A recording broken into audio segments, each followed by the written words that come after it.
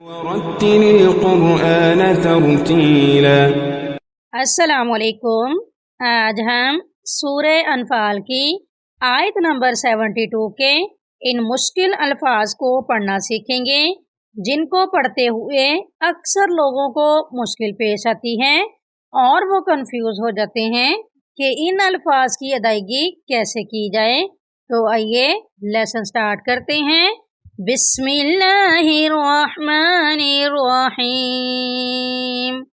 والذین، اس لفظ میں دیکھیں یا ساکن ہے، یا ساکن سے پہلے ذال کے نیچے زیر ہے، تو یہ یا مدہ کی مثال ہے۔ اس کو ایک الف کی مقدار کے برابر لمبا کر کے پڑھیں گے۔ والذین، نیکسٹ لفظ دیکھیں، اکثر یہاں پر جب لوگ پڑھتے ہیں تو یہاں پر کنفیوز ہو جاتے ہیں کیونکہ یہاں پر 3 واو اکٹھے ہیں۔ اکثر لوگ اس لفظ کو پڑھتے ہیں آوو و نصرو، جو کہ درست نہیں ہے، اور اکثر لوگ پڑھتے ہیں آوو و نصرو، یہ بھی درست نہیں ہے۔ آج ہم انشاءاللہ اس کو نہایت آسان طریقے سے پڑھنا سیکھتے ہیں۔ حمزہ کھڑی زبر آ، یہاں پر جو فرسٹ والا واو ہے اس کے اوپر زبر ہے، سیکنڈ والا واو ساکن ہے، اس کو ہم چھوڑ دیں گے۔ فرسٹ والے واو کو ہم نے تھرڈ والے واو مشدد کے ساتھ ملا کر پڑھنا ہے۔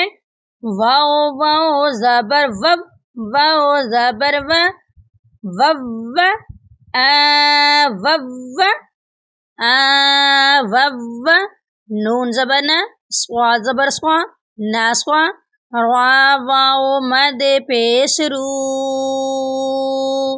ناسوارو ناسوارو، اولئک بعدهم اولیاء بعد۔ یہاں پر آپ کو چھوٹا سا طوا لکھا ہوا نظر آ رہا ہے جو کہ رموزی اوقاف کی علامات میں سے ہیں۔ یہاں پر وقف کریں گے، وقف کی صورت میں دعات ساکن ہو جائے گا۔ اولیاء بعد والذین آمنوا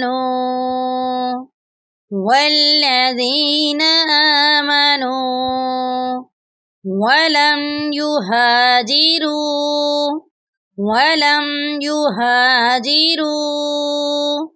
نیکسٹ لفظ دیکھیں، اس لفظ کو بھی پڑھتے ہوئے اکثر لوگوں کو مشکل پیش آتی ہے اور اکثر لوگ اس لفظ کو غلط پڑھ دیتے ہیں، جیسا کہ مالکم من ولایتہم من شیئن، یہ درست نہیں ہے۔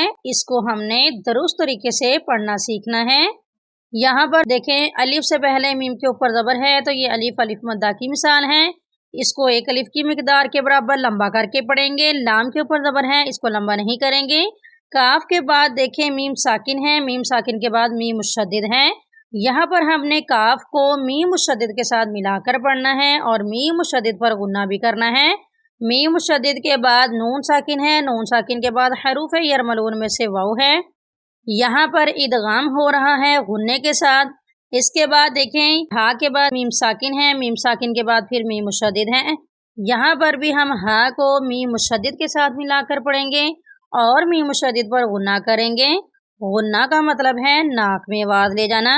پھر میم کو ہم نون ساکن کے ساتھ ملا کر پڑھیں گے۔ نون ساکن کے بعد شین کا استعمال ہوا ہے جو کہ حروف اخفا میں سے ہیں، اس لیے نون ساکن پر اخفا کریں گے، یعنی ناک میں آواز کو چھپا کر پڑھیں گے۔ اس لفظ کی درست ادائیگی ہے ما لکم من ولایتہم من شیء حتی یہاجروا۔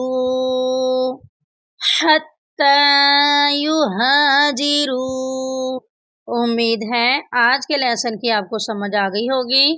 اللہ حافظ۔